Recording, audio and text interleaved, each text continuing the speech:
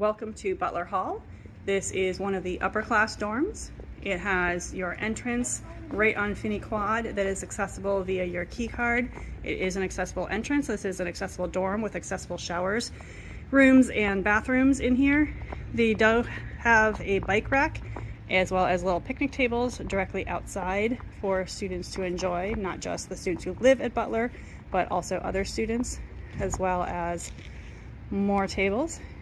And then you come all the way around to see Finney Quad.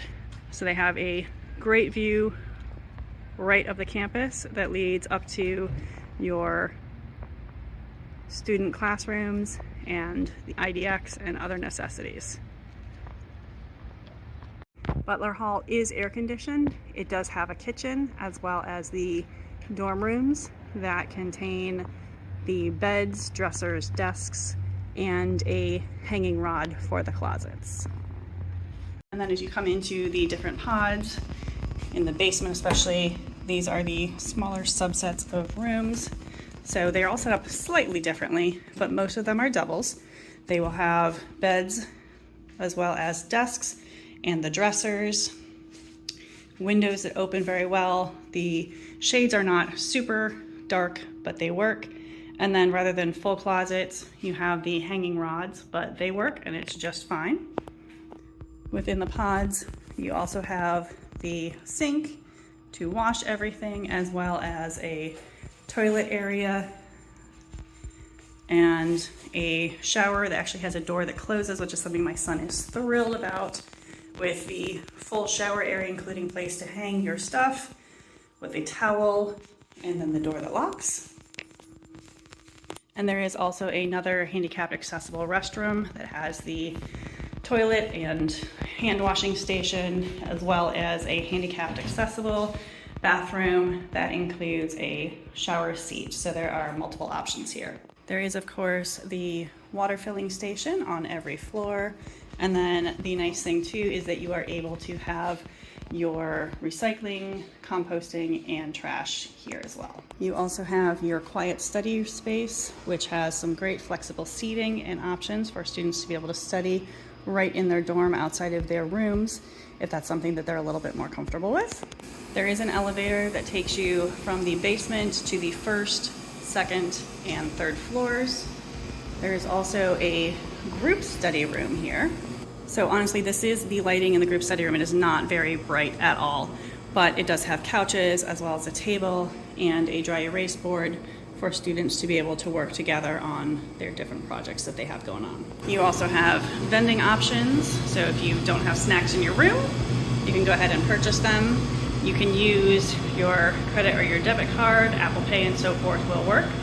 And you also can pay with cash for these. There are additional toilets, as there are more pods than just the one that I showed you, and each one has everything you could possibly need, which makes it quite convenient. The kitchen and recreation room, which is in the basement area, you have a great common room, which has your television watching station in here, as well as some more seating. If you want to do some studying in here, this would be a great place for that. And then you just heard it, it is a pool table. Yes, there is one available to the students to enjoy and blow off some steam.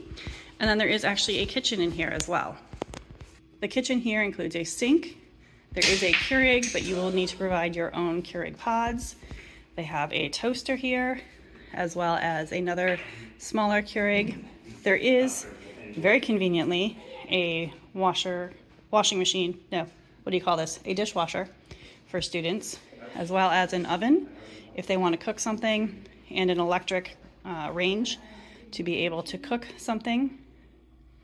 There is also a large refrigerator that is available here, and the microwave, as well as some communal type items if they are something that your student wants. Both for the dishwasher and the oven and the range, there is no provided cookware or storageware, so if your student wants to use this, you do need to bring your own. Obviously, since this is a communal kitchen, if you are going to use the refrigerator, you will have to figure out an arrangement to ensure that you do not have people's stuff being taken that you're using and that no one else uses yours. But that is something to arrange with your RA and roommates in this area.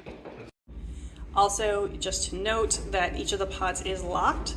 So you need to swipe your key card, and your key card is only active in the pod where you live, which gives a little bit more privacy and security than everyone in the dorm being able to access your room area. Your room also has key card access to it, so that is how you're going to get in there. So it's a double security, well, triple security really, if you think about the front door to the pod door to your actual room door. So this gives you an idea of the basement in Butler Hall, which is sophomore and up housing. There's laundry on the basement floor with plenty of washers and dryers, and of course the usual card reader to be able to get your laundry.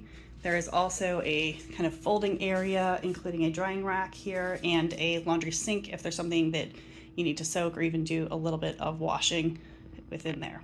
So technically this is the Butler first floor lounge, which has a fireplace that is operated by your student ID card, as well as some seating. The lounges and common areas in the other spaces are actually somewhat bigger, so there's plenty of place to hang out. And then the quiet study room on the first floor currently has no furniture, but there are plenty of other quiet study areas on other places. And again, you have pods on each side, both in the front and in the back of the first floor.